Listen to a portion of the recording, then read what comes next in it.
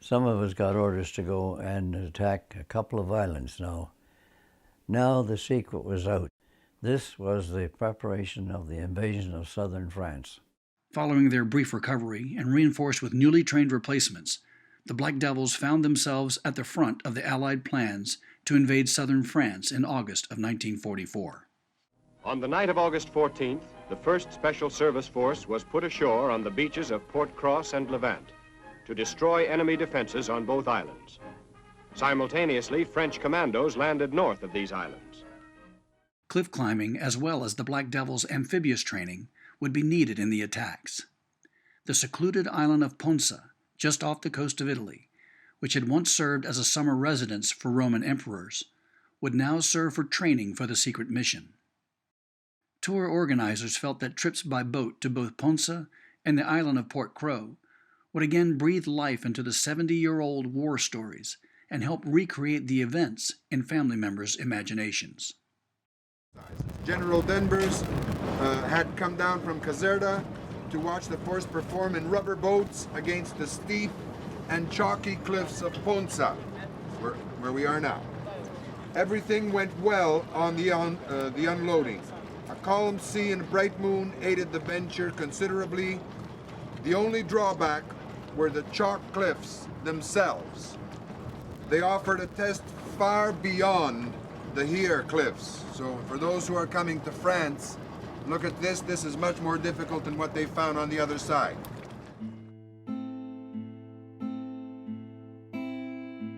The visit to the island of Ponza would have ordinarily made for a perfect Mediterranean vacation outing. The weather was pleasant and the scenery beautiful. But beneath the relaxing sea breeze and the comforting warmth of the sun, family members were recalling the stories told of the forcemen's harsh training and preparation for the dangerous mission, and were now seeing it firsthand. Since they had to do the training in a short time, and therefore you wouldn't have all the men in one position. You would have all the men spaced out all the way down to the other end. This is the north side, so any white side that you see here is where they did the training. Although the trip to Ponza had been quiet and almost private, the visit to Port Cros would be a public event. French state media would be present, and Eugene and Cy would be called upon to represent the Black Devils together. The French TV want to arrange an interview with you and the other veterans. Yeah. Is it possible for you to come on Right now? Very beach rugby, beach volley, etc., etc. For me, I don't know, you know. But for me, Donc juste après ce port de la Favière, en continuant un petit peu sur le littoral. Mon père était un chef partisan dans le centre de la France, et il a combattu les Allemands avec son groupe pendant 3 années. Et le débarquement a été pour nous tous un très très grand moment. Et c'est toujours émouvant pour moi de rencontrer des vétérans de cette époque. Très émouvant. Merci. Je ne peux pas parler. Merci. Excusez-moi. The small beach is where the first reinforcements came. On the other side of the island, there's the landing beach, as well as we can see the first fort. And then when we made the invasion of southern France, we went on by rubber boat off destroyers. First ones in. And the Navy weren't very kind. They didn't take us any closer than 1,000 yards to shore, so we had to paddle the rest of the way. yeah, the Linden site is similar to the rocky beach you see there. There was no flat surface when we got there. And it must have been about 1:30, 2 o'clock in the morning when we landed. We had to paddle rubber boats, if I recall, Seemed like a long time, but maybe it was about 2 or 3 hours of paddling. And we were very quiet, not to make any noise, for fear the Germans would be alerted. And they were completely caught by surprise. We were loaded with around 50 pounds of weight on our backs with all the equipment we were carrying.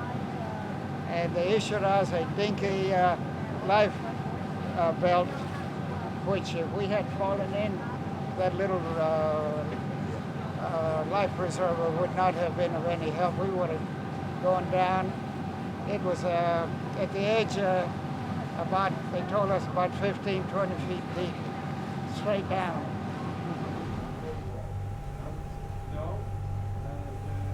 One private died when we took that small fort, but we took a lot more casualty up there. It's Fort Sac. We took 2 islands off the coast near Marseille, which had the famous painted logs. The reason they wanted those islands captured, that we've been told that there were cannon on there that could have effected the invasion of the main force.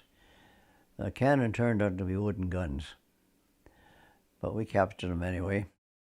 The force experienced casualties taking Port Cros as they began their assault on the Germans. Cy Mermelstein became a replacement in the 1st Special Service Force due to those casualties. Although he had never met any of the forcemen who died at Port Cros, they have always held a special place in his heart as his first force brothers.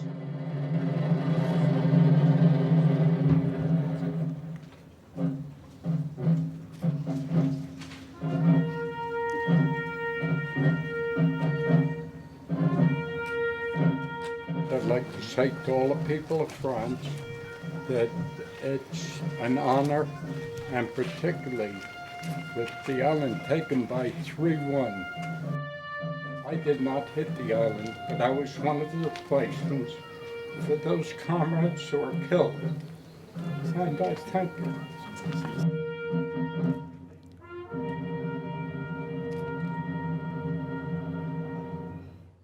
I just want to give you a living example of what freedom is like. I like to call those 2 young men over here. Right before us is the future of France, right here with the children.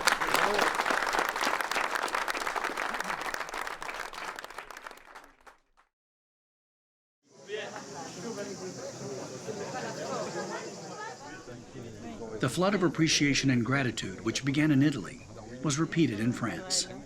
Small towns and villages that had been liberated by the 1st Special Service Force so many years ago had not forgotten the bravery and sacrifice of their liberators, and their return visit was reason for celebration.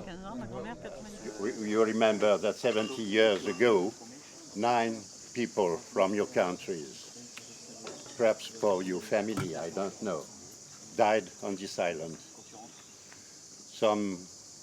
Some hours before they have just landed in Port Cros by this awful night, dark night of August the 40th, 1944, and they landed with their companion on our beaches, on our cliffs, especially on the south of the island, where the cliffs are quite high.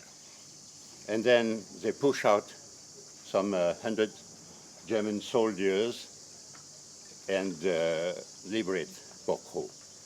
So thanks to them, honor to their memory, and we are so proud and so honored that people came from overseas to liberate this island and to make us free.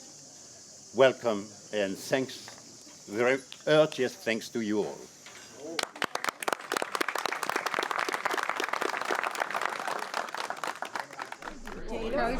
I think it's mashed potatoes.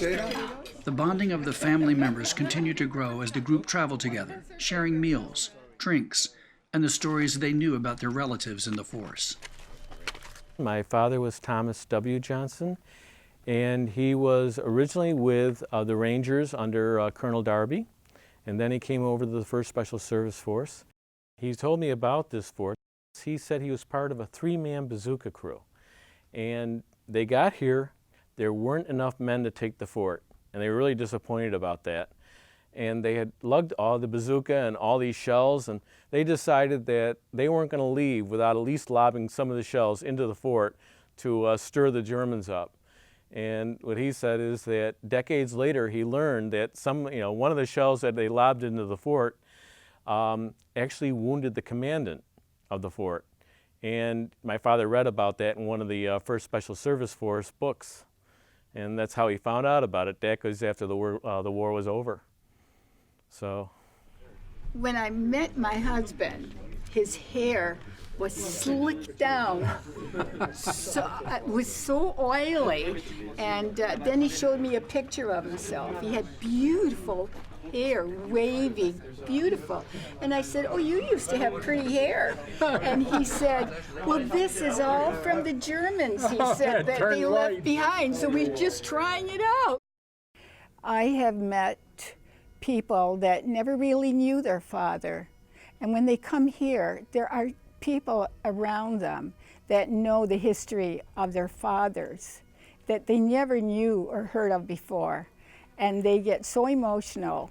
And the honor that is bestowed upon the widows and our veterans that are here is very, very emotional. And I have cried many, many tears. I get very emotional. It's hard not to be. I was just lucky that my husband survived.